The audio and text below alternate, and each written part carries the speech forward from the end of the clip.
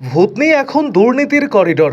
আমজনতা দুর্নীতি রুখতে গেলে পুলিশ দিয়ে ভয় দেখানো হয়, এমনই বিস্ফোরক মন্তব্য করলেন ভারতীয় জনতা পার্টির দক্ষিণ মালদার সাধারণ সম্পাদক গৌরচন্দ্র মণ্ডল।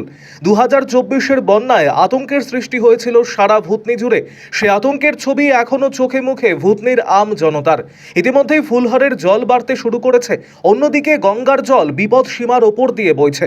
দক্ষিণ চণ্ডীপুরের কাঁটাবাঁধের অংশ দিয়ে ফুলহারের জল ঢুকছে ভুতনিতে। স্বাভাবিকভাবেই ভুতনির সাধারণ মানুষ আতঙ্কে দিন কাটাচ্ছে। ভুতনির মানুষ চেয়েছিল স্থায়ী সমাধান, তবে তার পরিবর্তে প্রতিবারই একই গল্প সেচ দপ্তরের। বন্যা হলেই ধামাচাপা দেওয়া হয় বালির বস্তা দিয়ে, আর এই বালির বস্তাতেই লুকিয়ে রয়েছে কাঠপানি, এমনটাই অভিযোগ করছেন বিজেপি নেতৃত্ব। ভুতনিকে বাঁচাতে হলে সঠিক পরিকল্পনা দরকার।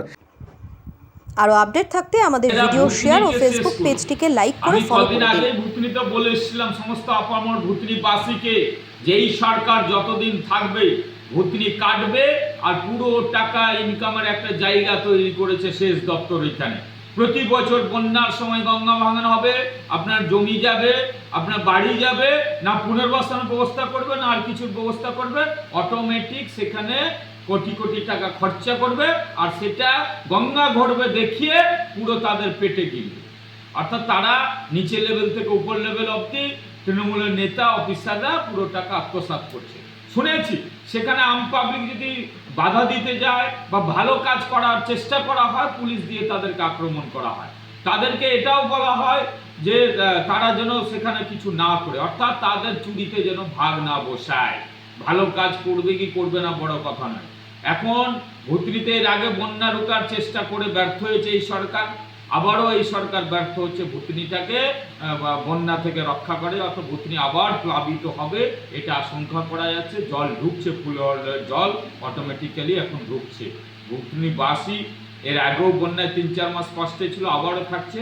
ভুতনিবাসীর কাছে করজোড়ে আমার অনুরোধ যে এই সরকারকে উখড়ে ফেলুন। কথা দিচ্ছি সেখানে ডাবল ইঞ্জিনের সরকারের গঙ্গা ভাঙন রোধ করা সম্ভব হবে এবং করবে। এই সরকার আত্মসাৎ ছাড়া ভুতনির গঙ্গা ভাঙনকে নিজের ইনকামের করিডোর বানিয়ে কাজ করছে।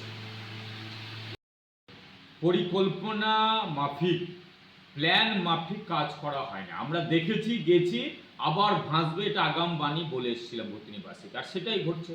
কারণ পুরো টাকাটা খরচ করা হচ্ছে, আত্মসাৎ করা হচ্ছে, অথচ পরিকল্পনা মাফিক ভুতনিকে বাঁচাবার জন্য কোনো উদ্যোগ নেওয়া হচ্ছে না। তাদের এই দ্বীপটাকে, ভুতনির মানুষকে বোকা বানিয়ে তাদেরকে ভুল বুঝিয়ে পুরো ভোটের রাজনীতি করা হচ্ছে, আর পুরো ইনকামের করিডোর বানানো হচ্ছে। এইখানে এই একটা বাঁধ কোনো এইরকম করে 5-7টা বাঁধ তৈরি হয়েছে ভুতনি রক্ষার জন্য, কিন্তু পারেনি। ওই টাকা দিয়ে স্থায়ী গঙ্গা ভাঙন রোধ করা হতো, ভুতনিকে বাঁচানো যেত, কিন্তু সেই পরিকল্পনা, সেই প্ল্যান মাফিক তারা এগোতে চায় না, করতে চায় না। কারণ একবার করে দিলে আবার ভাঙন হবে না, টাকা আত্মসাৎ করা যাবে না, ইনকাম করা যাবে না, ভুতনিবাসীকে বোকা বানানো যাবে না।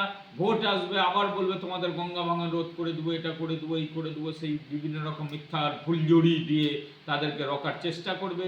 তারা যেন সঠিকভাবে আমাদের পাশে থাকে, অর্থাৎ তাদেরকে নিয়ে ছিনিবিনি খেলা হচ্ছে।